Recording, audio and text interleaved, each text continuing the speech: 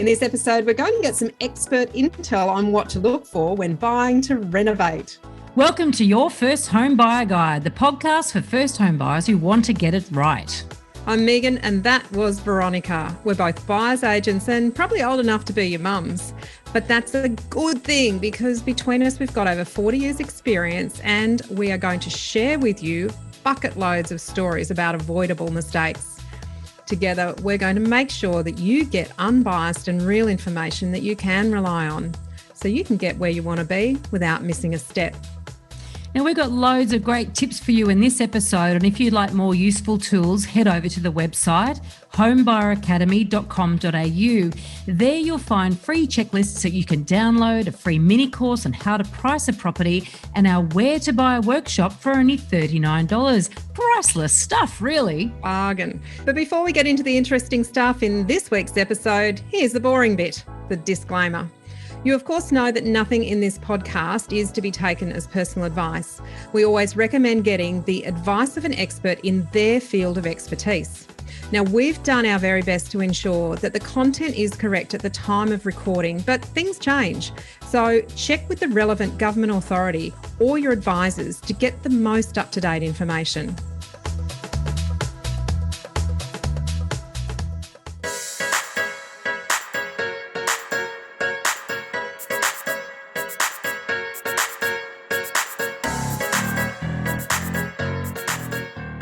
A great way to get into the property market and add immediate value is to buy a fixer-upper.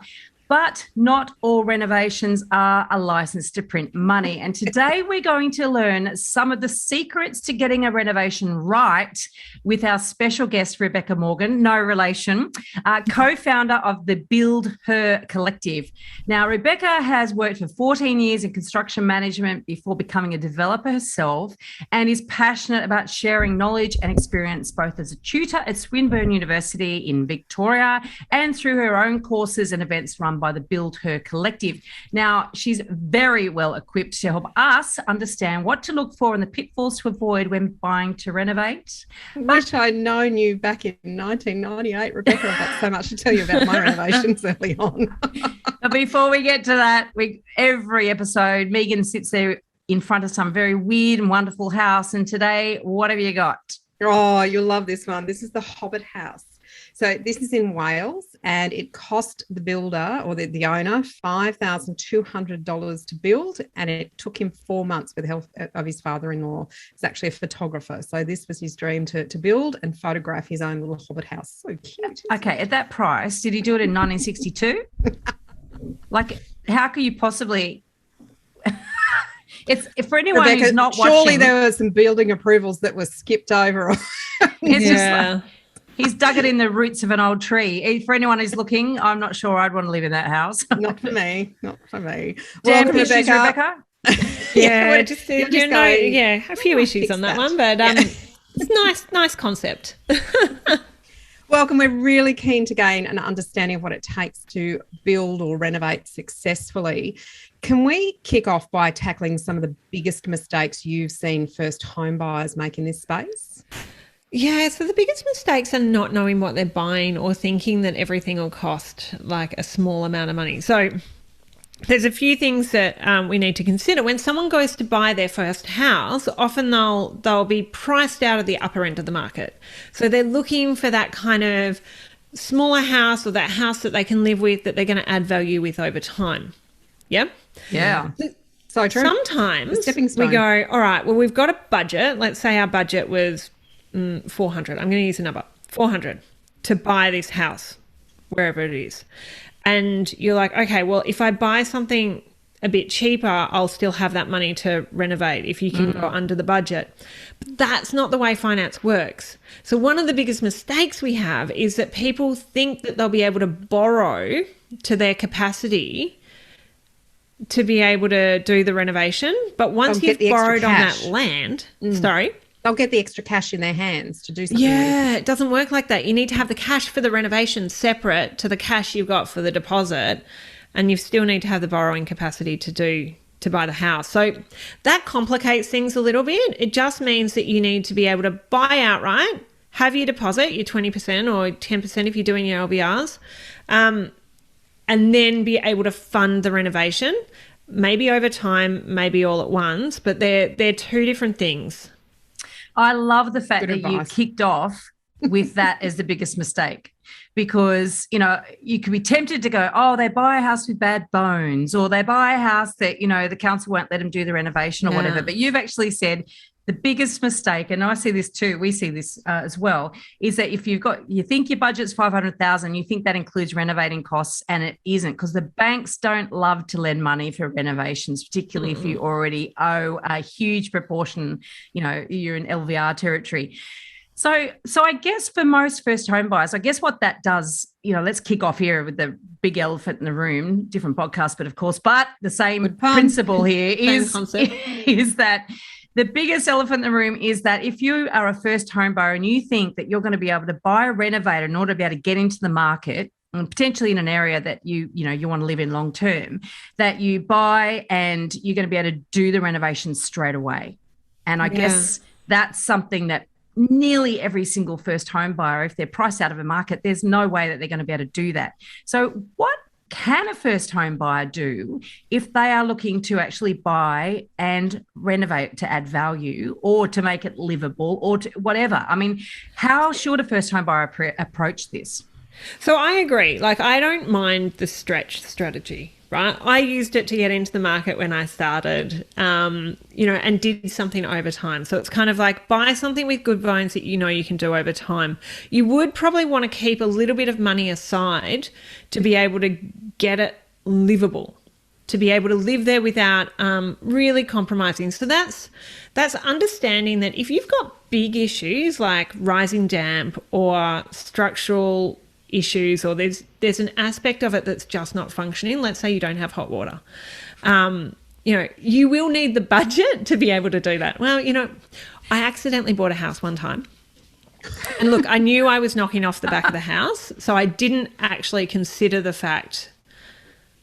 I didn't kind of look at it because I wasn't, but there was no, like, the toilet wasn't there. It was like outside and not working. I'm like, and you're going to live in this while you're not. If I'm going to move into it, I've got to fix that problem.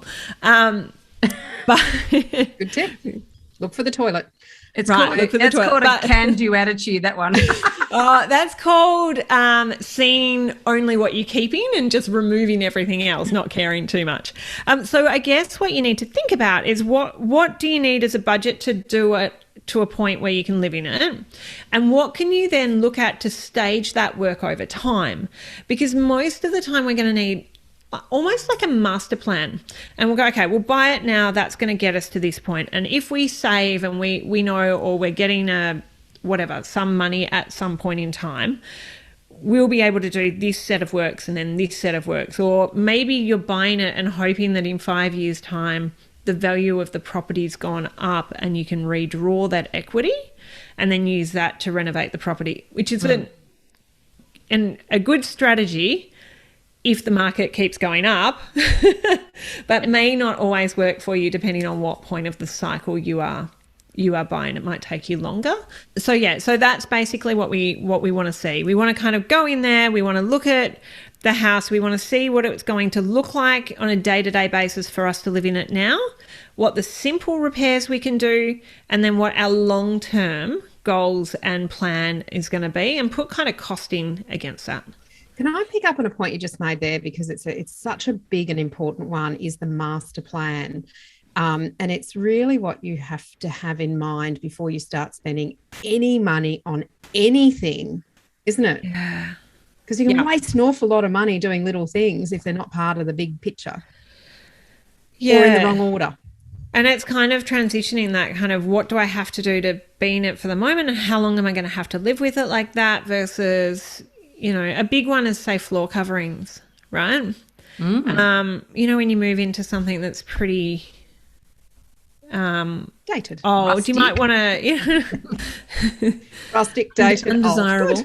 Old. You might want to take out the carpet, right? And then you're going to be left with a point of view, because carpet often is like, it's pretty gross by that point. So you're going to want to remove that. And then what do? Do you put cheap carpet back in? Is that carpet going to last you long term? Are you going to be able to renovate or extend or move around the house? And then what if you're putting something in temporary and that's a 5-year project or a 3-year, how's that going to work in the interim? So, one of the things I've done in that situation is I've just gone, okay, well, I'm going to do the carpet in a year's time because I need to do a full renovation out the back, but I need to live in it in the interim. So I've just painted the floorboards just to give it a nice clean look. And it's kind of working out where that line, that tipping point of being able to live there, spending money on something that isn't part of the big picture, and kind of, planning and making those adjustments on the way through. I think, and I'd encourage all listeners to go back to our episode with Peter Mazier, the building inspector. Now, I keep saying this and I keep forgetting. Is it episode 14 or something like that, Megan? Quick look. And the reason that I refer back to that episode is because when I think I probably even talked about a property I bought that he did an inspection for me about the floor.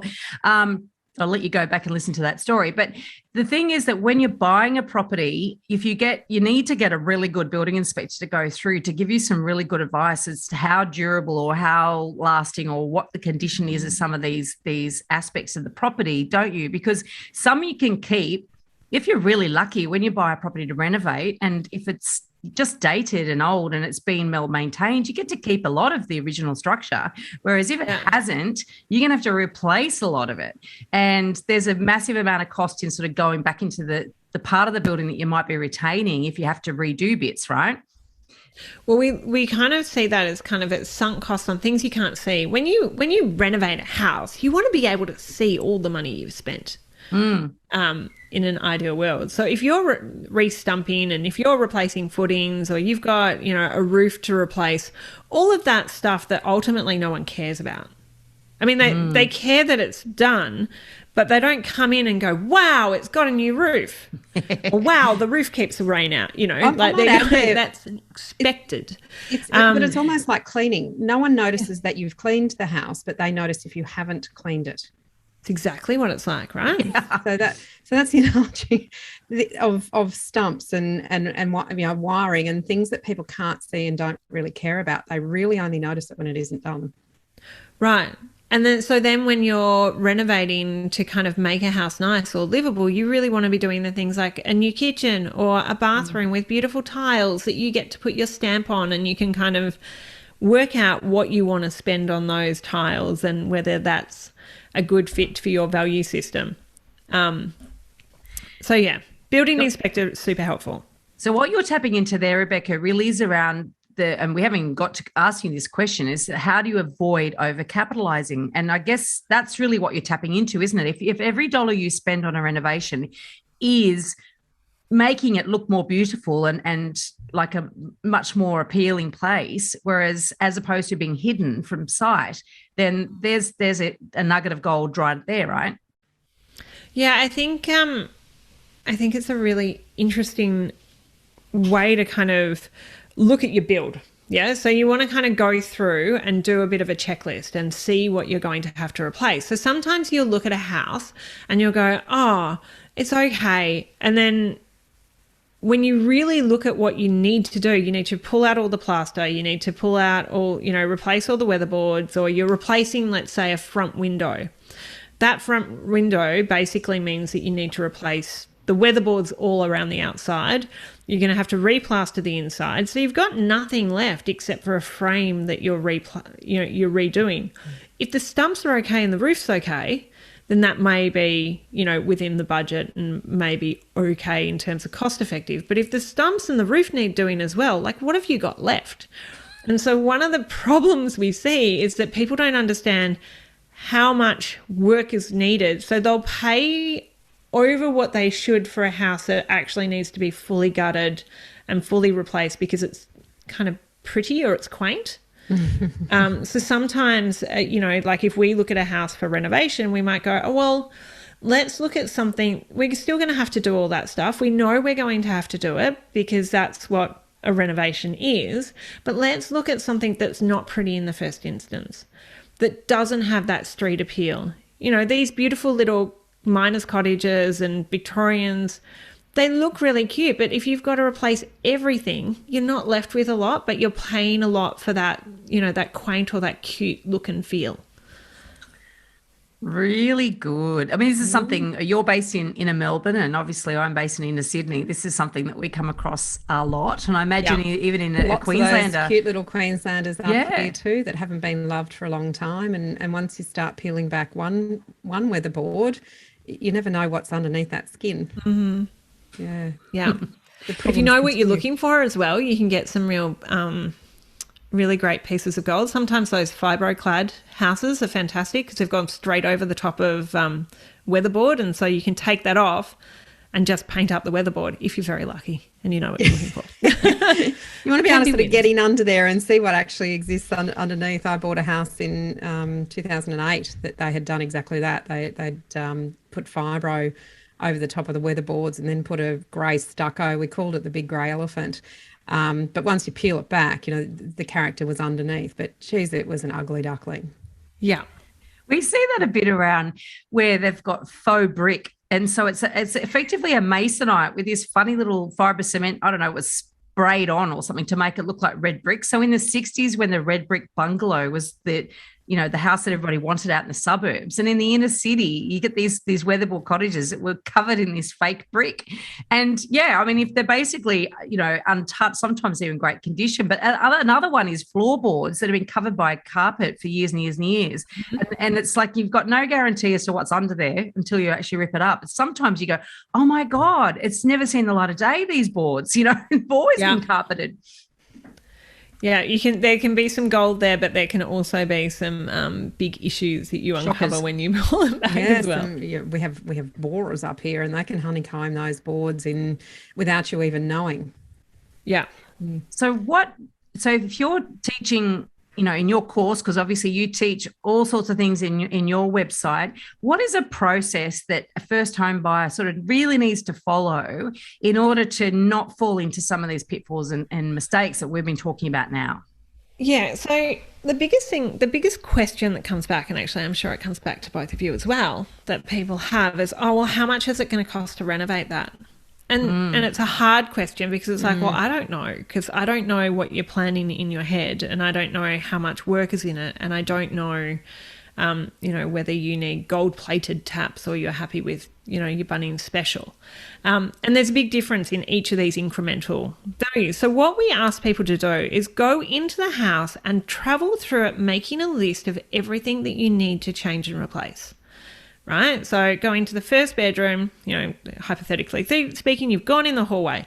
Do I need to replace the light fitting? Do I need to think about the switching? Am I going to have to replaster? Do I need to repaint? What are my floor coverings? And so by the time you make this list at the end, you've got a pretty good understanding of what needs to happen. And then you can start putting value against that. Now, those values will probably be wrong.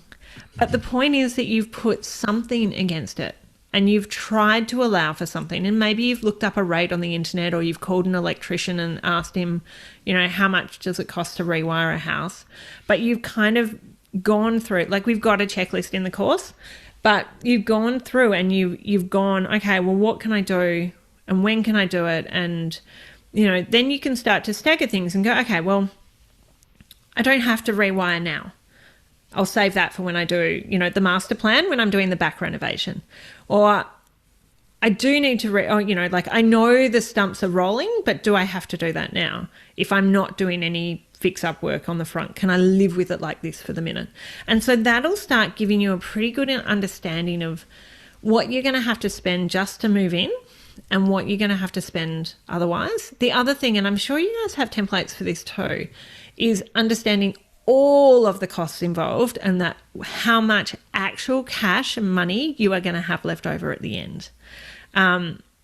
Because I'm sure your listeners don't, but a lot of people forget all those incidentals, the moving costs and the packing fees and the conveyancer and all those different things. So we want to really kind of go through our spreadsheet, understand how those costs add up, what we've got available, and then what we can achieve with that and what we can put off later.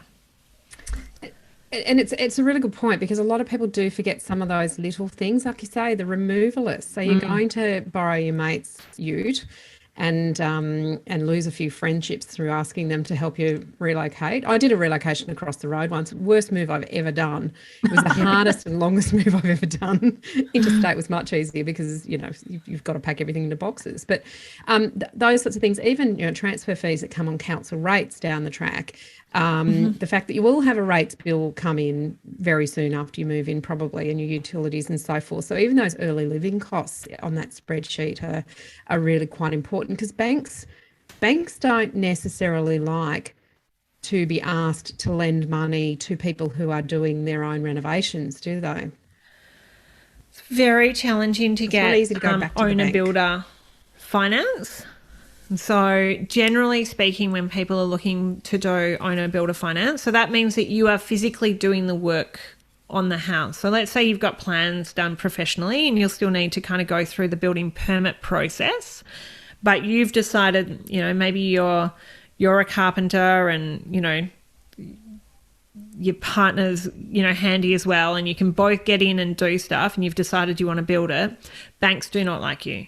They'll go, I don't understand where these costs are coming from, and it'll cost you a lot more to borrow that money. So it's kind of chicken and egg, because it's like you'll save money, but they don't want to lend the money to you, but you've got to look at it from their point of view. You're really risky.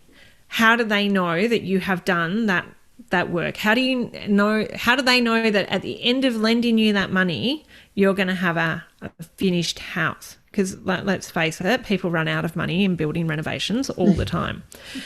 So sometimes you've got to look at alternative options for that type of finance. The best one really is to draw it out of the equity, would be my advice, if there's any way you can do that. Or even if it's a family member that might be able to lend you that money, then you finish the renovation and then refinance to get that money back, to pay that back.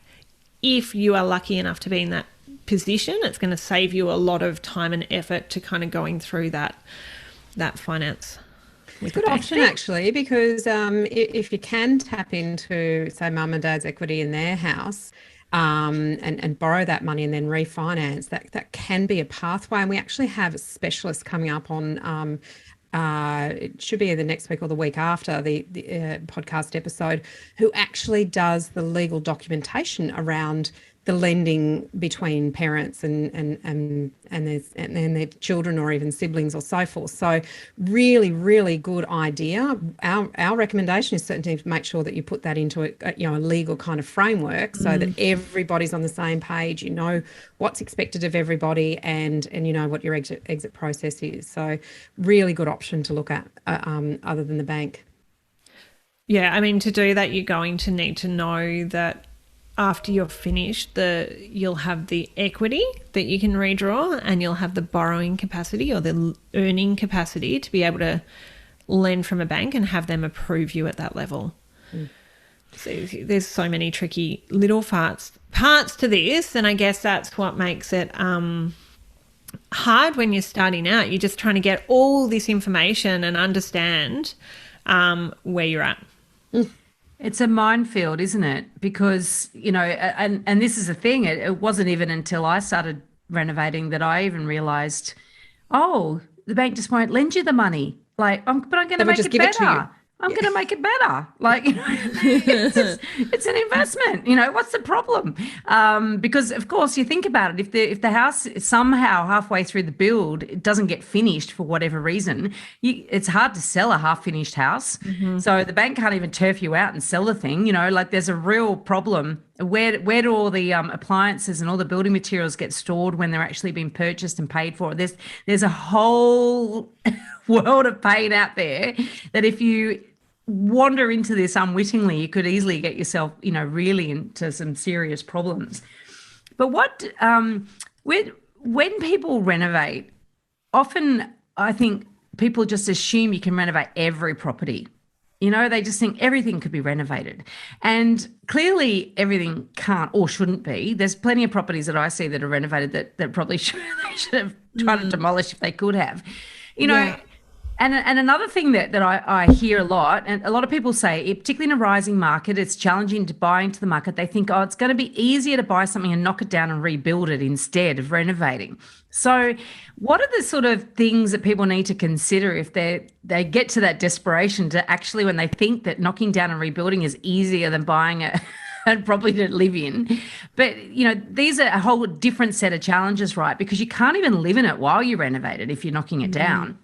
Well, that's one of the biggest challenges. Like, you want to knock it down and rebuild it. Where are you going to go? So there's a few factors to consider. It's a lot easier in a lot of ways, depending on what you want to do, to build a new house. You're not working with tying in existing framework with new. You don't have to underpin or kind of shore up that original house and make sure that it's structurally fine, and that you don't have any of these sewer or drainage issues that you might have with an original house. And I'm not trying to scare people. I actually love renovating houses. But some of these things can be difficult to overcome on a house that you might buy that needs renovating. And, a typical example of that would be a house that's maybe got concrete all the way around the outside, and that concrete's kind of leading the water back under the house. So you've got the runoff, so say 60 years, the water's gone under and into the bottom of that house. And basically it's created a pit which sinks. So that soil is really laden and soggy, and that groundwater's got nowhere to go. So that type of house can be a lot easier to knock down depending on the condition, because it's how do you fix that issue, and as it settles it's going to crack everywhere. So some of these things mean that might be a good house to knock down. Access issues are another one. If you're just keeping the front facade and everything else has to go, why are we keeping that front facade? Is there anything really worth retaining there, or do we just kind of start with a clean slate? So the real thing that we look at when we look at a knockdown rebuild is a lot easier. It's easier for the people to quote, but sometimes it doesn't have that same look and feel that a renovated house might have. That kind of emotional draw is really important in retaining property value. Yeah. And people purchase from emotion. So the biggest kind of problem when you then go to resell that is, how do people connect with that home? Do they just see it as a new house with, something that they could do or something special? I'll give you an example, actually. It's funny because just this week I was doing a pricing exercise with a client. Now, we had assisted this client with some work a number of years ago, and they had actually knocked down and rebuilt their home rather than moving. They made that choice after sort of various analysis. We weren't involved in what they chose to do. And so they needed to then have a market appraisal of their finished product. So I was like, right, well, this is interesting because it's in an area where, clearly it's not a conservation area, so you could knock it down for starters. And there were a number of other properties over the last few years. They did this in 2017, I think. And 4 years ago. So in that 4-year period, there were a number of other properties that had been knocked down and rebuilt as well on sort of similar sized blocks of lands, and some that had been renovated instead. And it was a really interesting exercise to look at some of the recent sales to compare the premiums that buyers were paying for properties that had either been architecturally designed and had a real edge to them, or renovated and they've retained and spent the money retaining the original facade, versus what these guys had actually done, which was they'd had an architect, but honestly it looked and felt like a project home. And I don't know why they paid an architect to end up with a product that looked and felt like a project home. And even though their property was really quite big compared to some of these other ones in terms of living space, had the same number of bedrooms, bathrooms and whatever, there were two in particular that in the whole scheme of things, they sold for about $500,000 more than I could envisage this house selling for. And one was one of the architectural design with a lot of real thought into the finishes and a real interesting building. And the other one was a renovated house that had really a lot of love and attention got into restoring the front. as well as the modern back. Same sort of land size, same sort of accommodation, generally speaking, same parking, all things else being equal. There was about $500,000 difference in it between the ordinary house and the special house. And now, it may have cost that much more, but we don't know to build that. But I think that's cost. Right. People are connecting. So they want the space to be just right, not massive. Right, that's not more. Most people don't have the brief of I need a massive house, because if a room's too big, it doesn't feel warm or inviting. Right, no one knows how to furnish it. I don't want to. Yeah, and there's been some examples of that around here. We use a case study, similar thing, and then that love and attention. But you don't have to build huge. You just need to build something nice and kind of really functional. Think about what connects. And that love and attention that you notice that they put in, you can feel that straight away. Yeah. It also sort of feeds into, we harp on about this quite a bit, and that's that scarcity factor. And I know that you look at this yourself when you're looking at properties, and if everybody's sort of knocking down houses, and let's put a little bit of a disclaimer around this, you cannot knock down every house in every city. Absolutely. So you need to be really careful in your asset selection, that if that is your strategy and that is your desire, you need to make the appropriate investigations to make sure you can knock that house down. For example, in Brisbane, properties built before a certain date with certain zoning and certain character overlays, you cannot knock them down. You can't move them. You can't take away most of the roof line. So you're actually stuck with the roof line, not just the facade. So it's really important to know what you can and can't do with the property before you enter into a knockdown and rebuild strategy.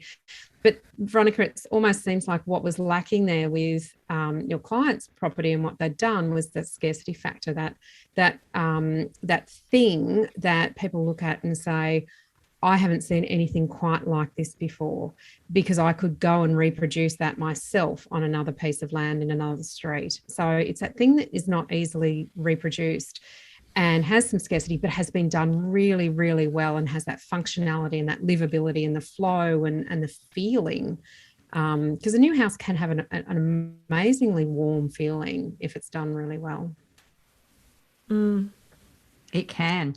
In fact, I just was looking at just this week at a new house in an older area that's not, it's a complying development area, right? So as long as they fulfill the requirements laid out by council, they don't actually need to submit a DA.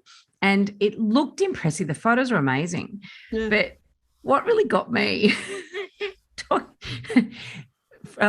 what really got, and I'm laughing only because they had this Maserati in the garage, and they apparently, for the open houses, and I went in on an appointment, apparently the open houses, they pull this Maserati out and put it out the front. I'm just like, really? They're trying to attract a certain demographic there. And and what's so funny though, and I was talking to my client about it, because inside they've spent quite a lot of money on finishes inside that are quite nice, and I have to say, this is one that I had never even heard of, which is fingerprintless joinery. Yeah. So you probably come across this. I only renovated 2 years ago. I bloody wish I'd known about this thing. I tell you, because I'm constantly. It's a new product out, but yeah, crazy. It's pretty nice, no fingerprints on your cupboards. It's pretty special in the kitchen, yeah. As a mother of 2 young boys, I'd love that. Absolutely. I would spend my whole time on my little Emnio cloths wiping off fingerprints. But, I do sound a bit anal. I'm not that anal. But anyway, so they have gone to the attention of all the new whiz-bang stuff, and they're outside. They've done the meanest little bit of landscaping. It's like miserable. And, they've got a pool out there, and they've done nothing to sort of enclose the pool equipment. It's really, really mean. And then they're just letting it go green during the open houses. And it's like all the money's been spent on the inside of the house, not the outside. But anyway, the outside makes a massive difference. We just did so we've got two houses which we're developing at the moment. They are knockdown rebuilds. There was nothing that could be done for the original house. They're side by side. What was there was two massive townhouses, fairly devoid of nice features, and the floor plan was fairly average. So we actually reduced the footprint and made two really nice houses. We got architecturally designed, different roof lines, considered the light, considered energy rating. But we put a pool in the back of one and we put an outdoor area in the back of the other because we don't know which one's going to go better. So I've just surveyed people on Instagram. It's still being built. It's this very reliable survey. Data coming in hot right now. And very timely. Right? I know. I'm like, which one? But the pool actually rated less than the fully finished outside area. But really? I think that normally the pool goes higher, right? But what they're picturing is a pool versus a clump of grass or a patch of grass. But that connection to the outside and really carrying it through, some houses, and you'd see this all the time, their backyard or the outdoor or the living spaces, they've been developed well and they've grown in over time. Yeah. And that garden and that feeling, that kind of microclimate that happens, people love that because it feels amazing. And so that extra attention, that's really easy to do with time. So if you're a first home buyer, you're kind of going, well, how do I add value to this house? Consider all the elements. Consider what you want to see when you're coming home to the house. Consider how you want to live in it and feel in it and that flow. But maybe put some of those structural elements in early as well. If you've got trees that need to grow over a period of time to kind of block flats and you've got time, pop them in because those things don't cost much, but they pay off in spades. And that comes back to the master plan, doesn't it? Because if you know where those trees are going to go before you do any other work, you can put them in the right place. But if you don't have the master plan, you could actually put them in the wrong place. And there's a waste of money and time. Yeah. It's so true, though, because gardens, you can't replicate an established garden without spending a lot of money. Established plants cost a fortune. Little tiny ones don't cost much at all, and you've got the benefit of time. So from a first home buyer's perspective, that's a fantastic tip. Flippers obviously need to go and spend money on established plants. And so this was a flipper building the house I was just telling you about, and they've scrimped on that. They spent money on the Maserati that they've put out there for the open houses and no money on.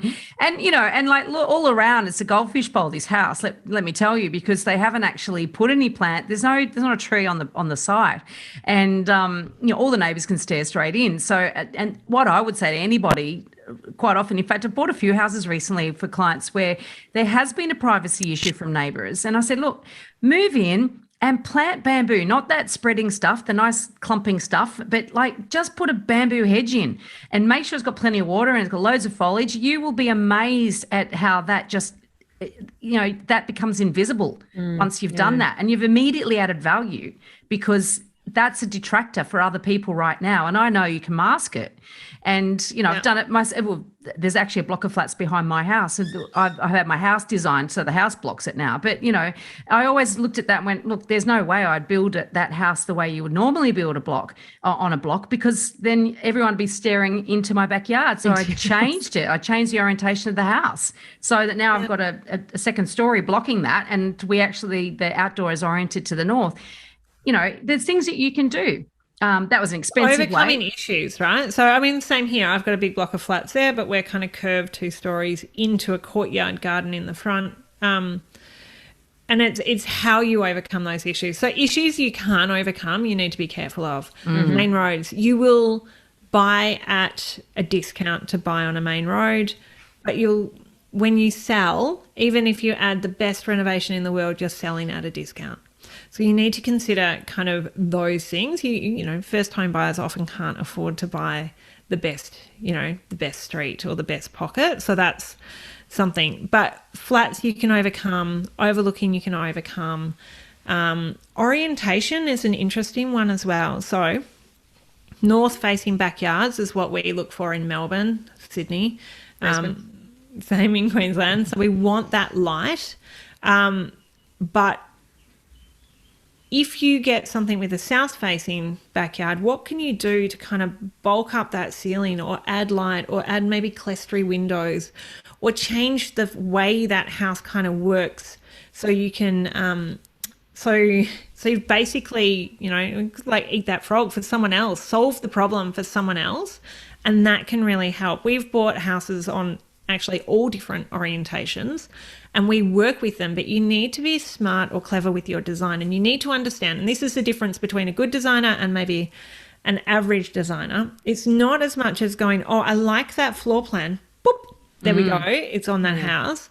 It's more kind of, well, how does the light work? Where am I going to get warmth? And how do I flow in this home? And kind of bringing that into your design. Where are you, what are your view lines? How do you transition off the street? How do you overcome or really work with it? And if you can do that and you can kind of invest a little bit of time noticing every house you go in, how is it oriented? Where do I look? What do I like about the way this feels? You can start to add that back to your house, and it doesn't cost any extra. It's just a little bit of thought and preparation. Such a good point. And the other thing too, so important, because you can turn a western rear into a northern orientation. If you live in your home before you renovate it, you are much more likely to be able to make good decisions around that than if you buy it and thinking you're going to renovate it before moving in. So in a way, well, we're talking about first-time buyers doing this gradually over time, because you're probably not going to be able to afford to buy it and do everything that needs to be done straight up. That's one of the absolute benefits, because you do get to understand how the sun comes in, what you're looking at from a certain window and what you can plant out there. You can actually control the outlook from a lot of your windows by what you plant in your own garden. And I often do go through properties and I think to myself, these people have lived in it before they renovate it, because you just get the sense that everything has been considered. So, I get excited about those sorts of things. And even when I do go into a south-facing house where the garden faces south, beware what real estate agents call a north-facing house. Often they're referring to the front of the house. There's no benefit in having the front of your house face north. And I'll go in and I'll see that they've got those pop-up windows, or they've got a skillion roof with some highlight windows that bring in the northern light. There's those little touches that, if you're not paying attention to them, you won't even question how that's happened. But when you sort of go in these houses and notice this stuff, you think, I could do that, so they can give you some ideas. Yeah, it's really about being observant. So you're right. So living in it gives you all these tips and tricks beforehand.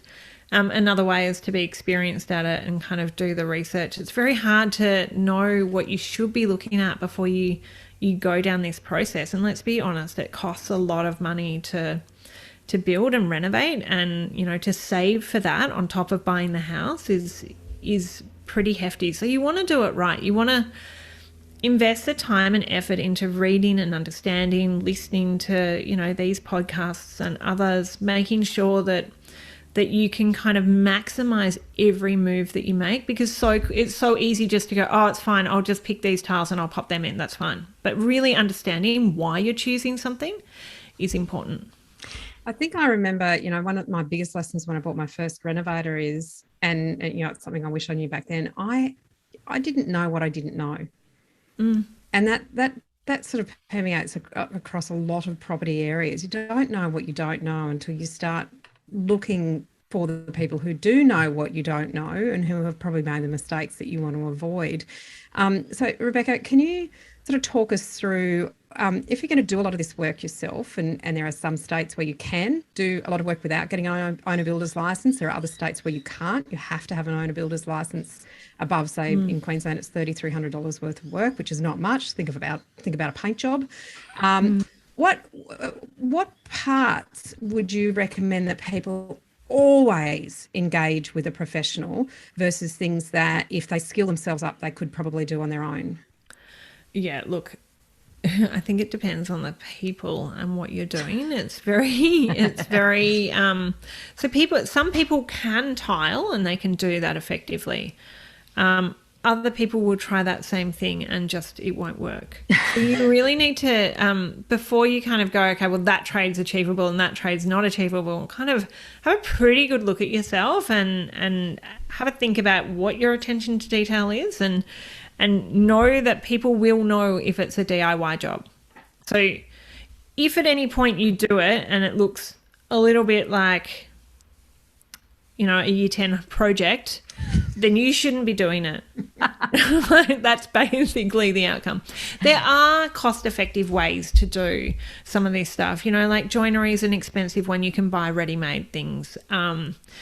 You can really kind of select the materials and the finishes and budget. I guess everything that needs to be compliance is really important to do properly. So that's our electrical, it's our plumbing, waterproofing. Now, waterproofing is an easy one to do, right? We're just going to roll that membrane on, that paint on, and we're going to put the membrane around the corner. Except if it goes wrong and it didn't work, then it's a very hard thing to fix, because often by the time you've worked out that it has failed, you've got a leak, and that could be the next owner of the house, and they could come back and chase you.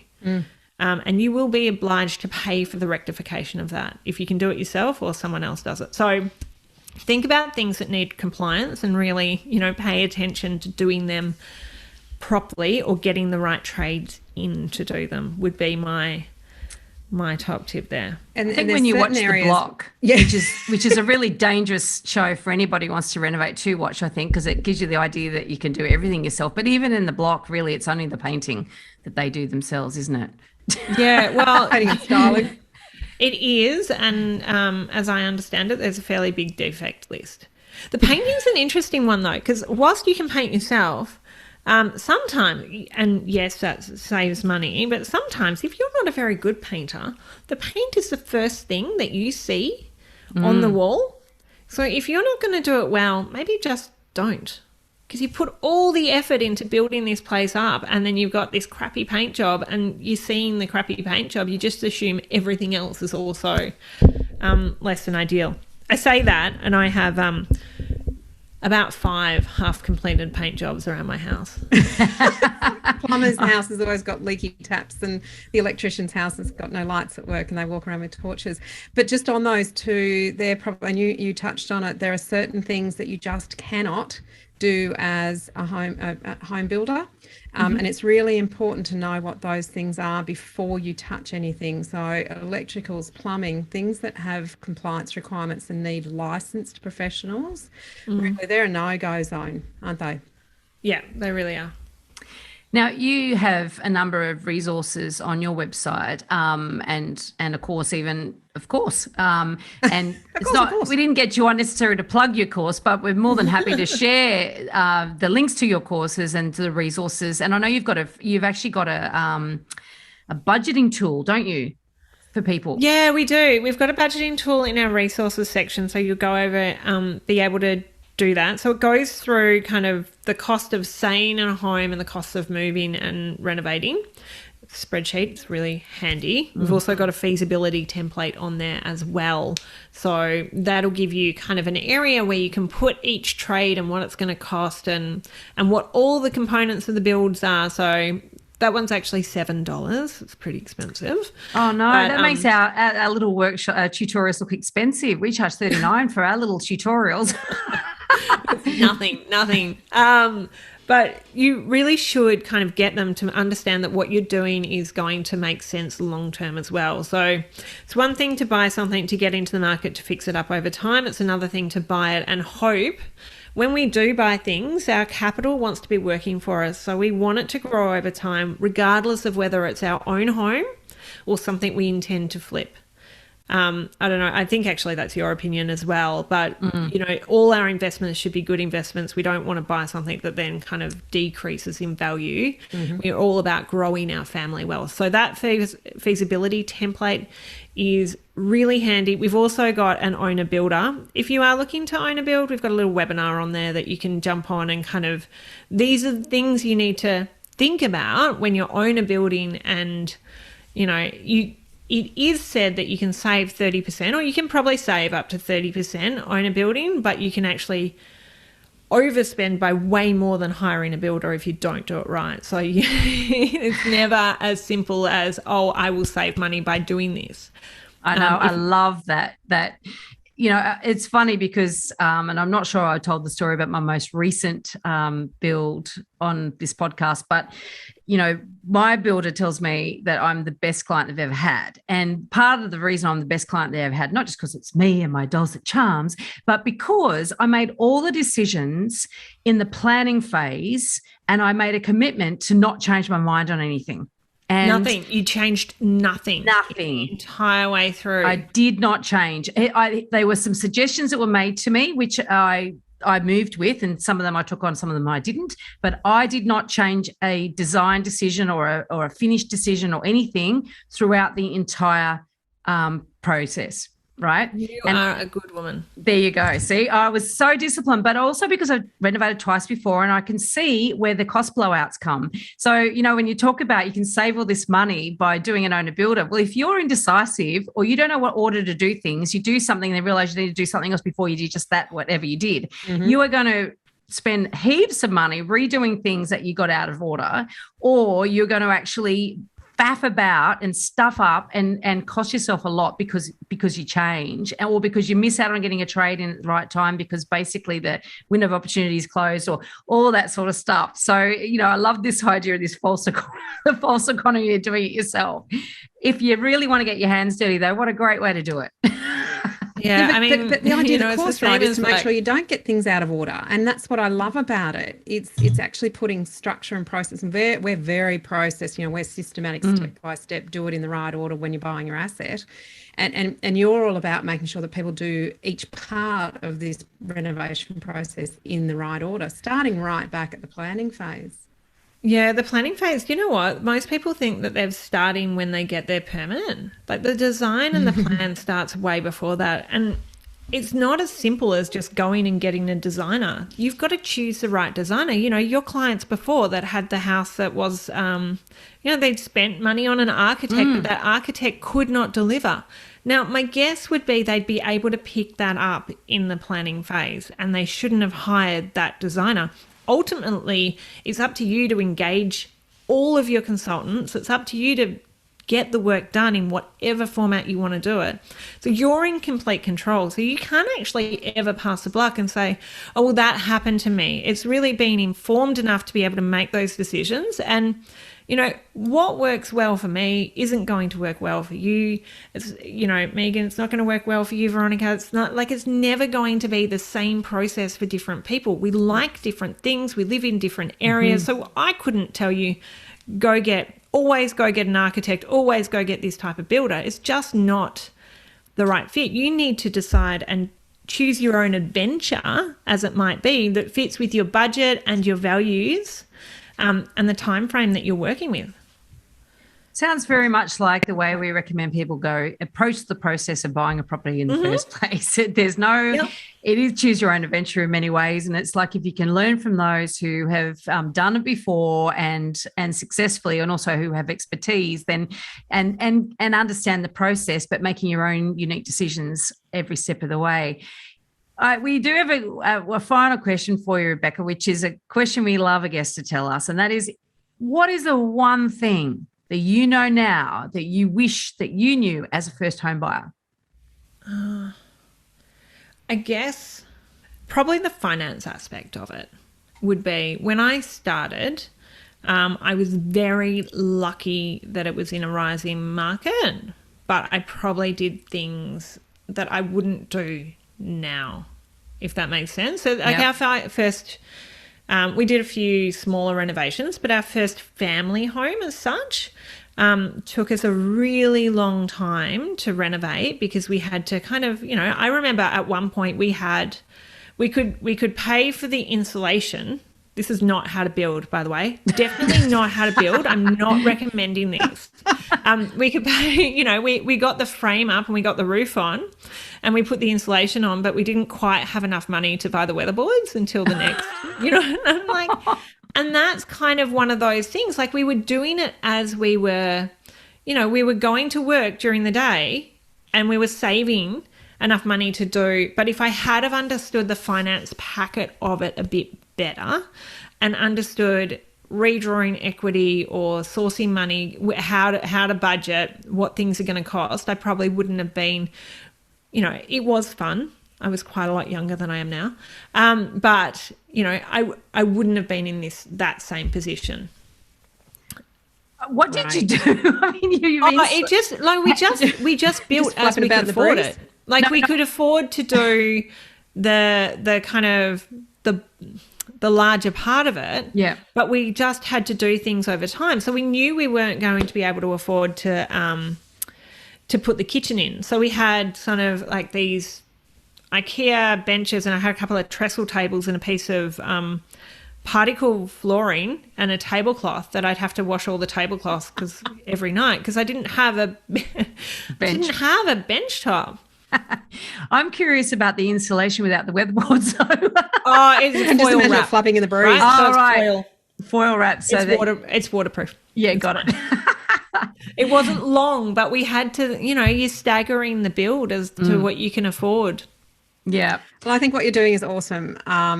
Helping people understand what the process is, helping them step through it. My biggest learning in my first renovation is you put the termite barrier down before the slab. Yeah, take that one with you. Tricky. Some of these things, like if you get them out of the wrong, out of order, they're very tricky to fix and they cost a lot of money. Yes. Oh, God, yeah. One thing that I learned in my first build was that the architect designs and then the builder builds. And then if you don't have a conduit between the two, the builder has to interpret the architect's plans. And I had no idea. And this builder was really proud of himself because had this sort of strange roof line in the front bedroom of this house, and there was a skylight and whatever. And he was really proud of himself for having reconciled, how all the plastering went and everything and all the angles. And I was just totally blasé.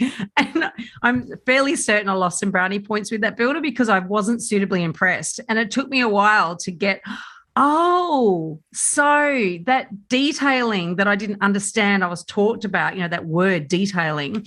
And I'd probably cut a cost at some point in some of those drawings that weren't fully detailed, right? And so therefore I was lucky I had a builder who had some skill around this area because God knows what I could have ended up with. And lucky that it worked out well for you because sometimes, don't ask trades what they like because you don't know what their design opinion is. And I see a lot of people do this all the time. They'll go to the tiler, what do you think? I'm like, yeah, I'm not sure he's the one that you want dictating how this is going to turn out. You probably want to control that yourself from the beginning and kind of have a clear vision of where you want to go. Very true. Thank you so much for your time, Rebeka. It's been really valuable, and I'm sure our listeners will agree. And as I said, we're going to share some links to the resources that you have. And, really appreciate your time. Thank you so much for having us on. It's been amazing, and it's a minefield to get into buying your first home, and it feels more and more unachievable. So I think it's great that you guys have set up a resource to help people through that and kind of juggle some of those challenges. Wonderful. Thanks, Rebeka. In this episode, we've covered a very small part of our 10-step online course for first-time buyers. If you would like to learn more about the process and how to buy without making a mistake, then head over to our website, www.homebuyeracademy.com.au. Don't forget to subscribe to the podcast so you won't miss an episode. And if you like what you've heard today, please give us an iTunes review. 5 stars would be wonderful. It will help others find us as well. Thank you for joining us. We hope you found this really useful. And if you have, please share the love with others who you know are in the same boat. We'll be back next week with some more priceless stuff.